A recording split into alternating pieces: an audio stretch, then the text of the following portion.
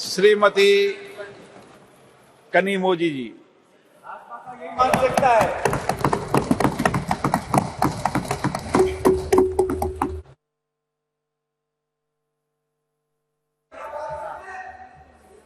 Thank you, sir. What nonsense is this, yeah? What is this, sir? Heckling? What is heckling? She's not. What even is this? I haven't even started. Sir, what I is don't this, even yeah? understand. நீங்க என்ன பேசுறான்னு புரியாது. I know. எதுக்கு புரியாம பேசுற? Sir, ये भाजपा का मानसिकता है। sir, what is this? She's not even started and the member is heckling us to the speaker. This is the respect for women. Exactly, sir. What is this? I don't even understand what he says. What is the point in saying this? What is this? Why is it started? This is the respect for women. This is how you behave. BJP doesn't respect women. They have no respect for What is women. it started and speech? Shame on you. Shame on you. Really? Shame on you. Shame. Shame on you. Really shameful. Very shameful.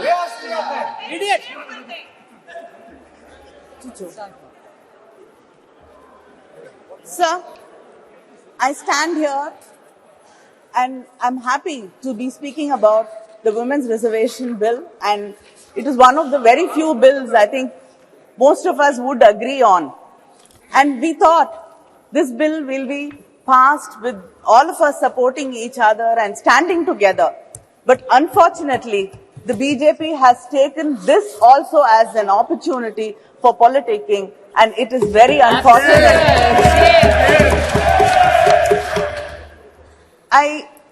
I'm just reminded of what Periyar said when I see the BJP speaking here and heckling us, that the pretense of men that they respect women and that they strive for their freedom is only a ruse to deceive them.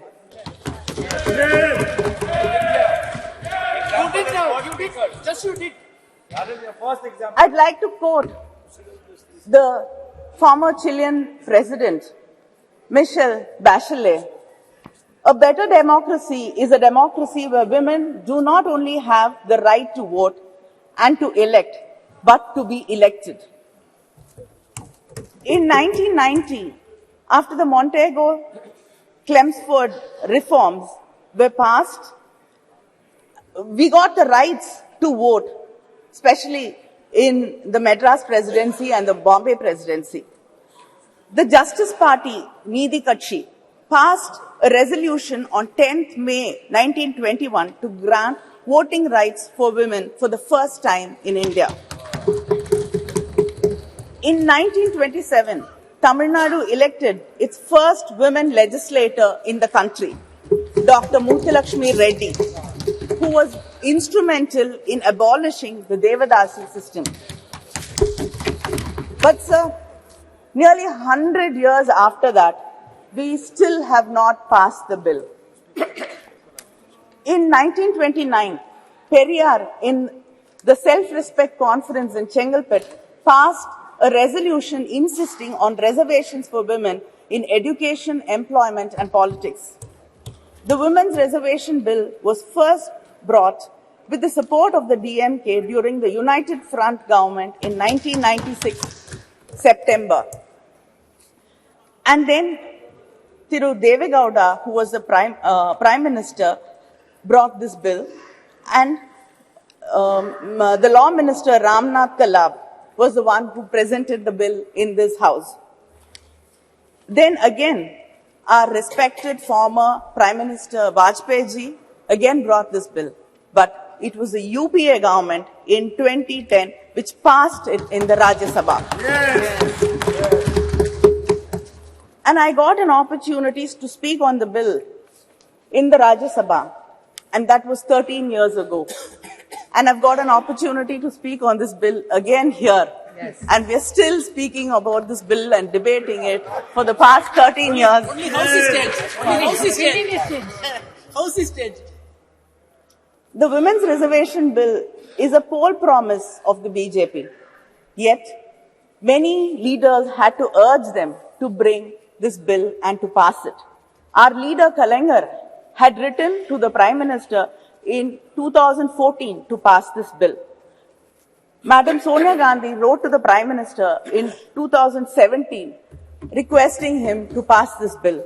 Our Chief Minister, M.K. Stalin, wrote to the Prime Minister again in 2017 requesting and urging the government to pass the bill. He said, the bill which was moved to empower women's voice in the legislatures and parliament of our great nation is struggling to succeed. This is really disheartening. The DMK even conducted a rally in Delhi from the Mandi House to the Jantar Mantar, and we had a march, and like-minded women leaders and women's organizations participated in the rally. I myself have raised this issue of bringing the reservation bill many times in Parliament, and to many of my starred and unstarred questions, the government's reply was very consistent. They said that they have to involve all stakeholders, political parties, and then build a consensus before bringing the bill. I'd like to know what consensus was built, what discussions were held. This bill was brought shrouded in secrecy. Yes. We did not know why this session was called for. In the all-party leaders meeting, there was no mention of this bill. I don't know if any of the political party leaders were called for discussions and deliberations about bringing the bill. And suddenly, the bill popped up from our computer screens like Jack in the Box. Is this going to be the way this government is going to function? Like we've suddenly seeing that there are lotuses blooming, springing from the uniforms of our secretariat staff. Is everything going to be a surprise like this?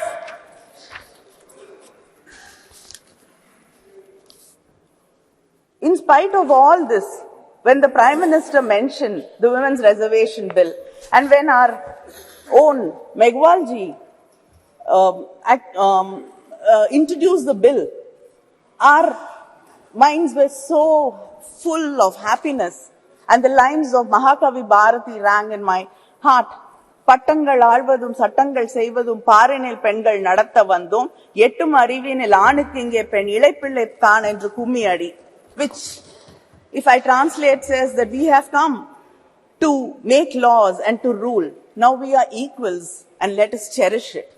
But then, like the crows and crows of my sisters who are waiting for this bill to be passed, my heart also sank when you said we had to wait for it and we don't know when actually the bill is going to be implemented.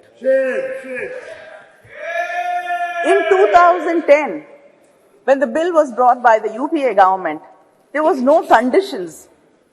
The bill was to take effect immediately after the passage of the bill.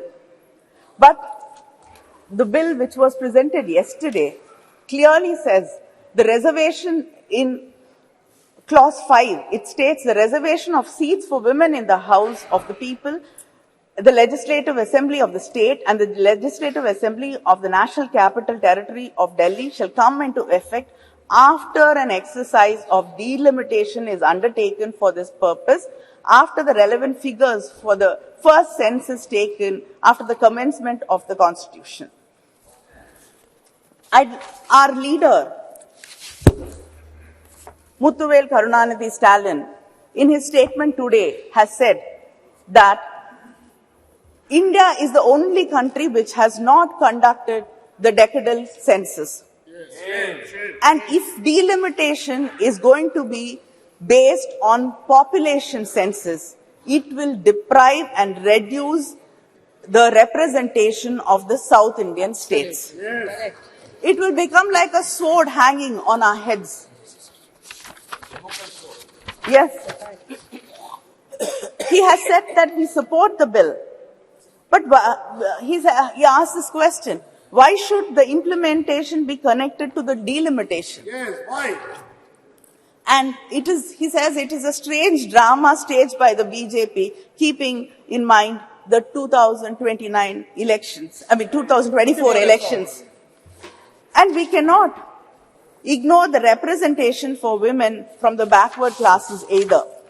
He has emphasized that the doubts and the fear in the minds of the people of Tamil Nadu and the South Indian states about our representation being reduced should be clarified, and there is a fear in the minds of the people that our voices will be undermined. There should be a clear clarification about this, because we do not want our representation to be reduced in any way. And just because you cannot give a reply saying we will not be underrepresented because the numbers will be the same and other states will get more representation. As it is, this has to continue so that we get equal say in what is being discussed. Sir, the 17th Lok Sabha has passed 40 bills on an average every year, and without hardly having opinions of women and without even hearing our voices in this House or the Rajya Sabha. And India ranks 141 out of 193 countries, falling in women's representation, falling behind our neighbors like Pakistan, Bangladesh and Nepal. How long should we wait to see this bill being implemented? It can easily be implemented in the coming elections, the parliamentary elections. This bill, you should understand, is not a reservation, but an act of removing bias and injustice. And if you do not remove the clause which says after delimitation, then there is no point, because we do not know when this inordinate delay can go on. You can do the census, the delimitation after 10 years, 20 years, 30 years. The wait will continue going on. 2021 is not done. And and of course, some of our leaders are very worried that if a woman becomes like a man, like if a man becomes like a woman, he gets the qualities of a woman, then he becomes God. But when a woman becomes strong, brave, then it is not something which is acceptable and she becomes a devil. You believe in God, you believe in Hinduism, and I'd like to ask, what is Kali? Isn't she brave? Yes. Isn't she strong? Yes. So who are you insulting? This is why cannot women be strong? Why cannot women be brave? There are stories of, haven't women participated in the independence struggle? Haven't women fought wars? Haven't you seen leaders, strong leaders like Mrs. Indira Gandhi in this country? It is this kind of words which actually put fear in our hearts. And yes, Jayalalitha was a strong leader. I accept. I have no hesitation in accepting that she's a very, very strong leader. Well done, Kani, well done. Well done. Exactly. Well done, Kani.